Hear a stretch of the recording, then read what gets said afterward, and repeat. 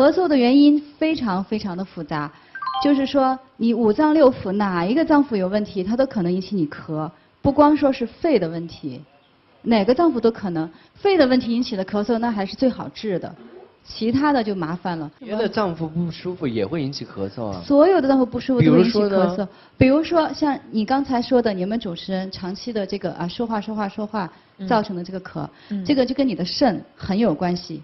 这个属于呢伤到了肾气了。伤到肾气引起的咳嗽。对对。啊，所以真的不完全是说我们的咽炎的问题。当然不是，包括你的咽炎，这个咽喉这个部位也是跟肾有关系。对。等于我们在这天天在这说话，不是说什么费口舌、费口水，是耗气的，是耗气吧伤肾哈。是的，对。赶紧说说怎么补吧，陈老师。你看啊，之前我讲过的所有的那些是什么咳嗽呢？都是急性的，是感冒咳嗽。哦。这个都是属于跟肺啊的问题比较有关系的，这个都好治也好说。所以咱们那会儿说过，哎，感冒的咳嗽，你比如说痰白的，那是风寒感冒的咳嗽。风寒咳嗽，那你就散风寒去止咳，对吧？哎，我们用什么呢？我们可以用陈皮来煮水喝，可以化痰。那么还有一种呢，痰黄的咳嗽，这种如果是感冒，对，那是风热。风热，那您就梨皮加萝卜皮煮水喝。梨皮、萝卜皮。梨皮、萝卜皮。白萝卜皮。白萝卜皮呀。煮水喝，那也就可以化了。这些呢，它都是感冒的咳嗽。哎，那我品出的鼻涕黄也可以喝吗？也可以用这个的。鼻涕黄你还可以再加一个葱白，少量的。对，它可以通那个鼻子。哦。像这种咳嗽都好治，不好治的就是慢性的、长期的咳嗽。这个呢，它就不是一个肺的问题了，它就是五脏六腑的问题。但是这里边有一个大原则，大家一定要掌握、要记住，就是你不能见到咳嗽就去止咳，这是最最重要的一点。凡是见到咳嗽去止咳的话，只会让这个咳嗽越来越严重，甚至于演变成长期的慢性的咳嗽。所以您的意思，一咳嗽就吃这种止咳露啊什么的，实际上根本就没用哈，对你的根本的病症来说。对，就是说止咳露它只治某一种咳嗽。如果说我们一看到咳嗽就去止咳的话呢，有可能当时不咳了，但是呢把这个病毒给压进去了，压在肺里头，它就变成更严重的里边的炎症了。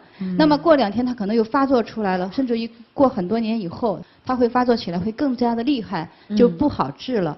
所以我们一定要记住，咳嗽了你要去找原因。找好了原因以后呢，去治这个原因，而不是去治这个咳嗽。你比方说刚才咱们说的风寒咳嗽，咱们是用陈皮去化痰了，去散寒了。像那个风热咳嗽，咱们用萝卜皮和梨皮，都是去治这个风热。还有呢，比如说小孩的咳嗽，最常见的是什么？积食了。哎，他吃多了不消化，那您要做什么呢？给他消消食儿啊。比如说他要是吃肉多了，你给他喝点山楂水啊。哎，他要是说是吃米面多了，你给他吃点那个什么炒麦芽的水啊，给他消了食，他不就不咳了吗？比如说还可以吃馒头片儿，烤焦的馒头片儿，馒头片儿也治消积食，消完积食他就自然就不咳了。哎，我们南方是吃锅巴哎。锅巴也是一样的，锅巴也是非常好。消积食的。对，就拿那个就说那个柴火饭啊，以前那种爷爷奶奶做的那种柴火饭，然后就煮一层锅巴，然后比如说你吃饱了，然后就不消化不良，然后就是来赶紧吃块锅巴。而且你看锅巴消积食，专门消吃粮食吃多了的积食。是，你反倒吃粮食吃胀了，你还是用它来克它。对，那老师我问问，在国外就烤面包片行吗？可以啊，烤焦一点。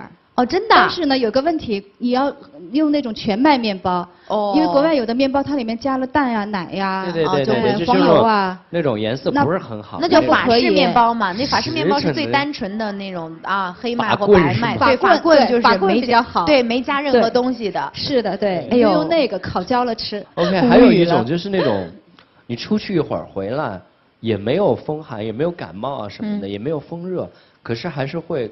突然就咳起来了是吧？哎，这种有，而且这种突然咳一开始就是一种干咳，觉得嗓子突然就痒了。对。出了门回来嗓子突然痒了就使劲咳，有的那个严重的老年人还一下就咳出血丝儿来了，然后吓坏了，说怎么回事啊？这种情况呢，往往是呢，由于外边的空气太脏了，它一不小心脏空气直接就吸到肺里头去了。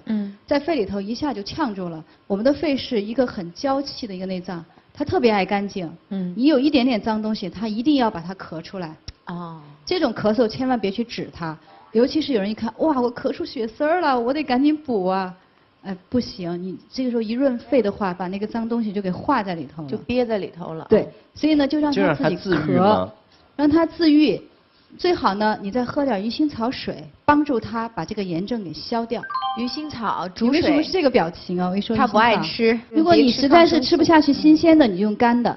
干的鱼腥草煮完水，有点像那个劣质的红茶那个味道，还可以，但不会有腥味儿的，还可以，对对。充满空气。不爱吃鱼腥草那个味道的，你有没有替代品呢？不爱吃鱼腥草的话呢，你可以用梨皮啊、萝卜皮啊，也有一点作用。所以最好用鱼腥草。你就用干品鱼腥草，它没有腥味的，你去试一下。